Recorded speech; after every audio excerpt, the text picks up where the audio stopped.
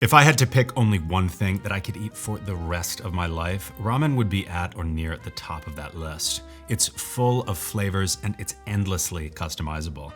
In fact, I spent over a decade cooking in restaurants, and the only thing that I ever cooked at home other than R&Ding menu items was instant ramen, usually doctored up with some easy add-ons. But making ramen from scratch is an incredibly satisfying and surprisingly easy experience. And I've got a great technique to turn all of this hard work into your own instant ramen with all the broth that's left over.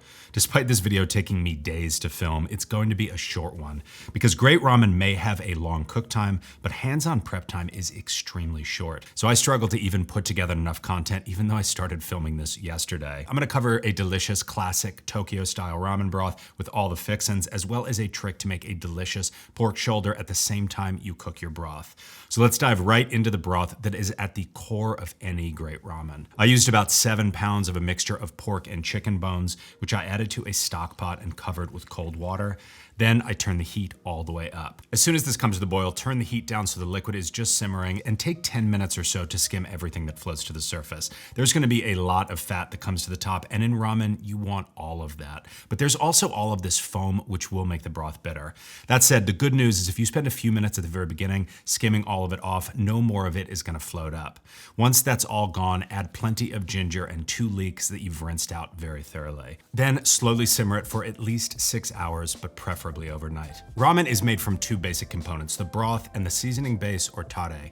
And there are different broths and different bases used to make different types of ramen. There is a whole other style of ramen broth called tonkatsu, where you boil a stock aggressively to extract as many flavors and emulsify as many of the fats as possible. And this type of soup is delicious, but you also have to add water to it every 30 minutes or so, which in a restaurant is viable, but for me, cooking at home defeats the entire purpose of making this type of long-cooked broth, where I can spend a few minutes getting it started and then just enjoy the smell for hours. I feel comfortable leaving this on a very low flame overnight, but the easiest way to cook a broth overnight is to turn your oven onto 215 degrees Fahrenheit, cover the pot with a couple of layers of aluminum foil, and really crimp down on the sides, throw a lid on, and put it in the oven overnight. If you don't have an oven thermometer yet, now would be the time to get one, because if your oven is running even 20 or 30 degrees hot, this could end very poorly. However you get there, once you're a few hours shy of straining the stock, top the broth up with water, then take a boneless pork shoulder and cut it into fist-sized chunks.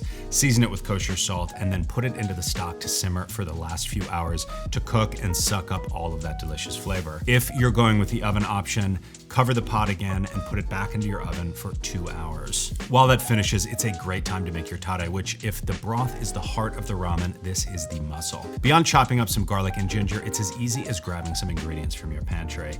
So add 35 grams of garlic, 35 grams of ginger, and 20 grams of sesame oil into a cold pan. Turn the heat on, cook it for just a minute or so to bloom the flavors, then add 500 grams, aka milliliters of soy sauce, 200 milliliters of sake, 100 milliliters of mirin, and bring everything up to a boil. Then turn the heat off and add 55 grams or 4 chopped scallions. This on its own is an incredible marinade, seasoning, or cook a little bit of sugar into it and it would make a bomb dipping sauce.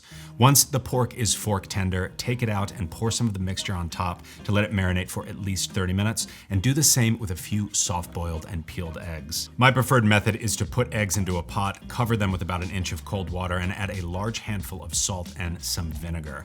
Bring it up to a boil, immediately turn it down so it's just simmering, and start a 6-minute timer. I like to shock the eggs in an ice bath and then break the shell all around before I start peeling. As soon as I run into trouble, I'll put the egg back in the water and move on to the next one. By the time you get around to the first egg, it should be much easier to peel. Both the egg and the pork are just gonna get better the longer they marinate, so I'm gonna take a few minutes to finish up my toppings.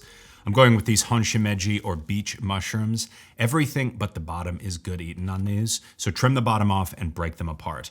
Put them into a cold saute pan with a splash of water, some salt, and a little bit of sesame oil, and cook them over high heat for a few minutes until the water is gone and they're tender. Then wipe out the pan, add some sesame seeds and toast them for a minute, then add a bag of baby spinach, a splash of water, and a little bit of salt. Cook it until it's just wilted but not overcooked. This is optional, but I like to put my spinach onto a clean towel and press the extra water out. All that's left is to thinly slice a few scallions and cook the noodles. There is a wide variety of ramen noodles that are available from dried to frozen. I like to use the frozen type when I can get my hands on them, but dried ramen noodles are delicious, or you can even just use the noodles from a pack without any of the seasoning. Follow the instructions on the packet to cook them, then add a ladle of tare to your bowl, fill it up with broth, add your noodles and all of your toppings. It's finally starting to cool down a little bit, and this ramen was just what I needed today. It took me 2 days to make this ramen, and despite how delicious it is, I do not want to have ramen for every meal over the next week, but you can turn this broth into your own instant ramen. Combine all that's left of your tare with all of the broth and boil it down until almost all of it's gone. Then put it onto a sheet tray with some parchment and let it cool in your fridge for 30 minutes or so until it turns into a sort of delicious, savory jello.